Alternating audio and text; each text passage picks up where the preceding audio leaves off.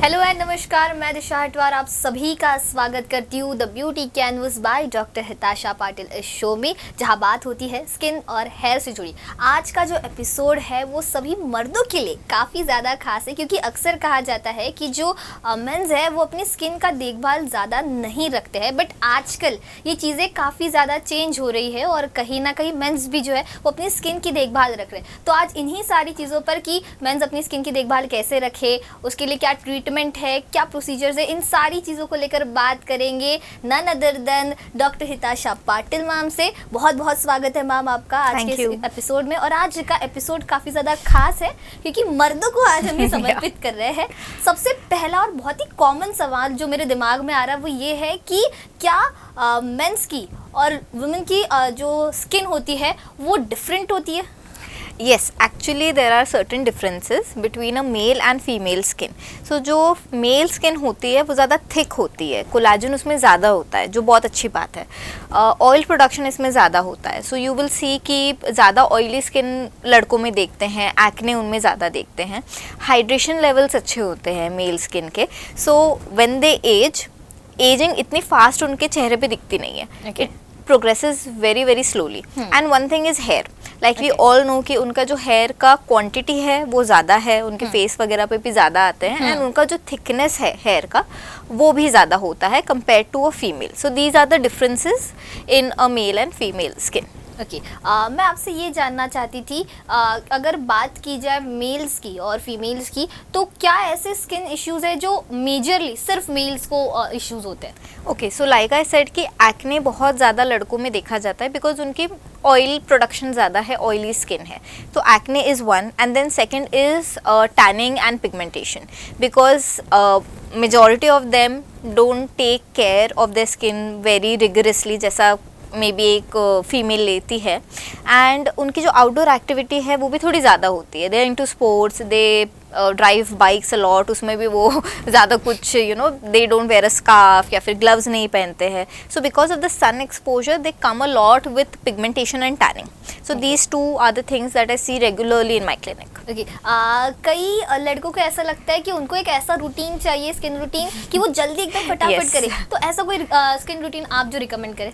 सो जैसे हम ब्रश करते हैं और नहाते हैं, ये बेसिक है, we do it no matter what. तो वैसे ही स्किन केयर में फेस वॉश, मॉइस्चराइजर और सनस्क्रीन बेसिक है, ये आपको करना ही है। So there are certain products जिसमें मॉइस्चराइजर और सनस्क्रीन एक साथ आता है, बट ये फार्मास्यूटिकल प्रोडक्ट आप you should go for, not something कि जैसे बीबी क्रीम में SPF डाल दिया और आप वो यूज़ कर रहे हो तो उसमें इतना प्रोटेक्शन नहीं मिलता है। पर फार्मास्यूटिकल प्रोडक्ट में आपको अच्छे लेवल का सन प्रोटेक्शन मिल जाता है। तो सुबह बस आप फेस वॉश कीजिए, use that moisturiser and sunscreen वाला प्रोडक्ट जो आपको सन एक्सपोजर से बचाएगा। इफ़ यू कैन रीअप्लाई, आप रीअप्लाई कर सकते हो, एंड रात में just use the same face wash and some night cream for brightening, और if you have certain issues. This is the basic. Skin routine में हमने स्किन प्रोडक्ट्स के बारे में बेसिकली जाना। मैं आपसे ये जानना चाहती थी क्योंकि कहीं ना कहीं बहुत लोगों को ये लगता है कि जो लेडीज़ है और जो जेंट्स है उनकी जो स्किन प्रोडक्ट्स है वो काफ़ी ज़्यादा अलग होते हैं। कितनी इस बात में सच्चाई है? ये सब मार्केटिंग है। Okay, so male and females के प्रोडक्ट्स काफ़ी अलग हो या फिर मेल का पूरा जो सेक्शन है वो अलग हो और फीमेल्स का अलग हो, ऐसा करने की कोई भी ज़रूरत नहीं है। हम जो देते हैं हमारे पेशेंट्स को, मेल हो या फीमेल हो, 90% of products are same, and they मतलब skin care, hair care is genderless. आप कोई भी प्रोडक्ट लो, अगर वो कंसर्न पे डिपेंड करता है। एक्ने, अगर आपको एक्ने है एक लड़की को और लड़के को, दोनों को मैं salicylic acid, clindamycin, benzoyl peroxide दे सकती हूँ। उसमें मुझे मार्केट करने की ज़रूरत नहीं है कि ये वाला बेंजोइल पेरोक्साइड लड़कों के लिए और ये वाला लड़कियों के लिए। सो इट्स, आई थिंक कहीं ना कहीं it's just marketing 90% of the time. There are very few products जो सिर्फ हम मेल्स पे फोकस करते हैं, वेरी फ्यू। ओके, प्रोडक्ट्स की जैसे बात निकली, इन दिनों कुछ ऐसा एक प्रोडक्ट आ रहा है जिसमें hair wash, body wash, face wash एक ही इसमें आ रही सारी चीज़ें, ये क्या सही यूज़ करना? नहीं, बिल्कुल भी नहीं। जिसमें शैम्पू भी है वो चीज़, वो कंडीशनर भी है और वो बॉडी वॉश भी है, तो उसमें ऐसा क्या मैजिक है कि आप वो सब कुछ यूज़ कर रहे हो और वो आपके सारे प्रॉब्लम्स को टैकल कर रहा है? It's just cannot happen. अगर ऐसा ही होता तो इतने सारे अलग अलग इंग्रेडिएंट्स, मॉलिक्यूल्स, प्रोडक्ट्स एग्जिस्ट ही नहीं करते, सभी वही यूज़ करते. सो दिस इज जस्ट कि you have to sell certain thing जो जैसे लड़कों को ज़्यादा इंटरेस्ट नहीं होता है स्किन केयर में, या टाइम नहीं होता है कभी कभी. सो वो एक एस्पेक्ट को पकड़ के they have marketed that, but I am not for it. I don't like such product. ये तो हमने प्रोडक्ट्स की बात कर ली. लड़कों को सबसे ज़्यादा उनके बाल और बियर्ड बहुत ज़्यादा प्यारे होते हैं, पर यूजुअली रेजर यूज़ करने की वजह से उनको कई प्रॉब्लम्स का सामना करना पड़ता है. क्या कुछ बताएंगे आप इसके बारे में? सो जब कोई टीनेजर या फिर यंग अडल्ट शेव करना शुरू करता है, so they don't know the right way to shave, तो वो शेविंग रैश लेकर आते हैं. That is one thing. Second is acne. Like I said कि उनका जो ऑयल प्रोडक्शन है ज़्यादा होता है इन दैट एज ग्रुप. उनको एक्ने, इट इज़ नॉट कि बस आपको चीक्स और फोरहेड पे होगा, ऑब्वियसली बियर्ड एरिया में भी हो जाए, तो they don't know how to maintain it. Then third is कि बहुत सारे ऑयल्स हैं, वैक्सेस है, oils to grow more beard, to set them. बहुत सारे लोगों को उनकी एलर्जीज भी होती हैं, तो ये मैं क्लिनिक में बहुत ज़्यादा देखती हूँ, which is very common in males. Okay, आपने राइट वे टू शेव का जिक्र किया, तो according to you what is the correct way to shave? Okay, so firstly there are few steps जो आपको याद रखने चाहिए. If you are shaving, shave in the direction of the hair, don't go opposite. अगर आप opposite जाओगे तो hair follicle खुल जाएगा, ज़्यादा खुल जाएगा, उसमें अक्यूमुलेट होगा ऑयल, स्वेट, एंड उससे आपको एक्ने हो सकता है, उससे रैश भी हो सकता है, क्योंकि मेल्स का जो हेयर होता है वो थिक होता है, like I said. So always shave in the direction of hair. आप कुछ शेविंग क्रीम्स यूज़ कीजिए before shaving. Do not use the razor that you have used once again, क्योंकि एक तो वो ब्लंट हो जाता है, उसका कुछ फ़ायदा नहीं है. फिर आप उसको और ज़्यादा प्रेशर से और ज़्यादा उसके रिपीटेशंस करते हो, जिससे शेविंग रैश होता है, लाइक आई सेड. वो करना है, और जितना रिपीट आप ना करें, लाइक एक या दो रिपीटेशन में ही अगर वो निकल जाए, वैसा ट्राई कीजिए. And after shaving make sure that you apply a moisturiser और some after shave which doesn't have fragrance. Fragrance से एलर्जी होती है. Okay.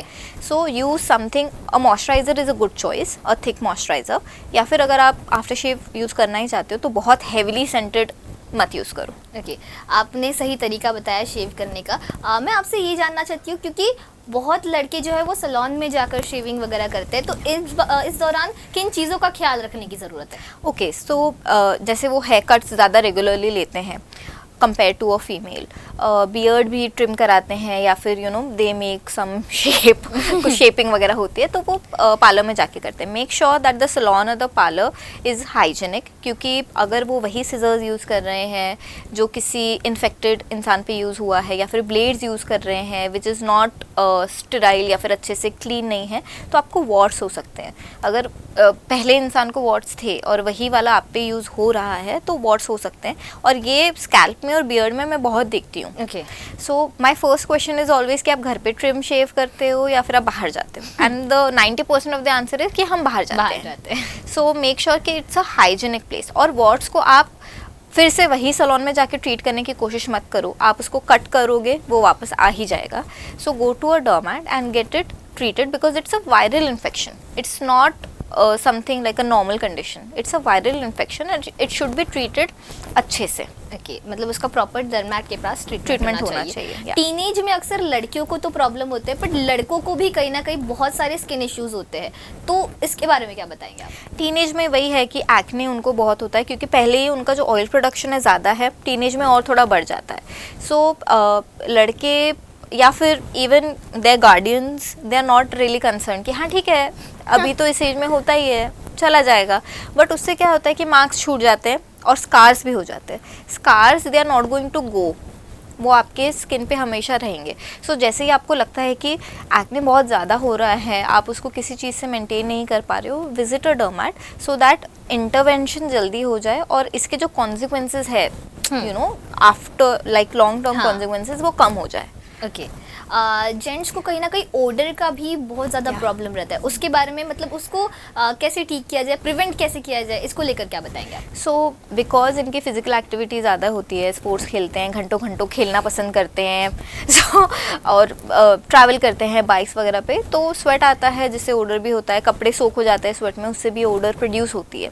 So one thing that they can do which is फिटकरी होती है, एलम, वो आप गीला करके you can put it on your underarms और even on your back and chest. आप जब नहाते हो उससे नहाने के आने के बाद उसको गीला करो and apply that in your under arms. You will see कि जो ये आते हैं ना डिओड्रेंट्स आते हैं, रोल ऑन्स आते हैं जिससे ओडर नहीं आता है, it works better than that. 20-30 रुपए में अच्छा. 1 महीना निकल जाएगा आपका. So try to use that. That's like a tip I am giving. Okay, मैं आपसे ये जानना चाहती हूँ, यूजुअली लेडीज तो घरेलू नुस्खे बहुत अपनाती है, बट क्या मेल्स को इस चीज़ को अडॉप्ट करना चाहिए, कितना सही है? लाइक आई सेड, फिटकरी तो कर ही सकते हैं ऑर्डर के लिए, पर अगर आपको सपोज फेस के लिए कुछ करना है, एक्ने ज़्यादा नहीं होना चाहिए या फिर ऑयल बहुत ज़्यादा आ रहा है, तो उसके लिए क्या करें? So Multani mitti is one thing that you can do once in a week. आपको मुल्तानी मिट्टी को रोज़ वाटर के साथ मिक्स करके फेस और नेक पे लगाना है, 5 से 10 मिनट रखना है. डोंट स्क्रब इट ऐसा ज़ोर ज़ोर के, बस पानी से हटाना है और नॉर्मल मॉइस्चराइज़र लगाना है. कुछ लोग बेसन और दही वगैरह यूज़ करते हैं, वो भी यूज़ कर सकते हैं. जस्ट दैट कि बहुत रोज़ नहीं आप करोगे. रोज़ आप बेसन लेके फेस वॉश कर रहे हो, it is going to give rash on your skin, irritate हो जाएगी, स्किन रेड हो जाएगी. So everything in like you know proper limitations and proportions. सो मुल्तानी मिट्टी आप हफ्ते में 1 बार यूज़ कर सकते हो. अगर आपको दही कुछ यूज़ करना है या बेसन हल्दी वगैरह यूज़ करना है, महीने में 1 बार कुछ अच्छा सा पैक बना के you can do it, but not regularly. Okay, usually कई मेल्स को हमने देखा है स्मोकिंग, अल्कोहल कंजम्पशन करते हुए. कई बार उनकी लाइफस्टाइल या फिर डाइट भी प्रॉपर नहीं रहती है, तो ऐसे लोगों को एक टिप आप क्या दोगे? छोड़ दो. सो सी, स्मोकिंग से काफ़ी सारा हेयर पे फ़र्क पड़ता है. हेयर ग्रे होने लगते हैं, झड़ने लगते हैं, थिन हो जाते हैं. And even if you do a hair transplant, if you are a chronic smoker, जैसे 10-20 साल से आप स्मोक कर रहे हो, तो उनका जो बाल झड़ चुका है, अगर मैंने ट्रांसप्लांट भी किया है, chances are less that it will survive. So one thing is कि you can try to quit because it is damaging your hair. So because of alcohol consumption बहुत टाइम फेस स्वेल रहता है, बहुत ज़्यादा. If you take it regularly even on weekends also, आप देखोगे 2-3 दिन आपका फेस वेल्ड ही रहेगा. यू कैन पॉइंट आउट कि हाँ ये अल्कोहल कंजम्पशन करते हैं, their face looks like that. Even under I circles में थोड़ा पफिनेस आ जाता है. So the best thing is कि आप तो उसको छोड़ ही दो बिकॉज इट्स एन एडिक्शन.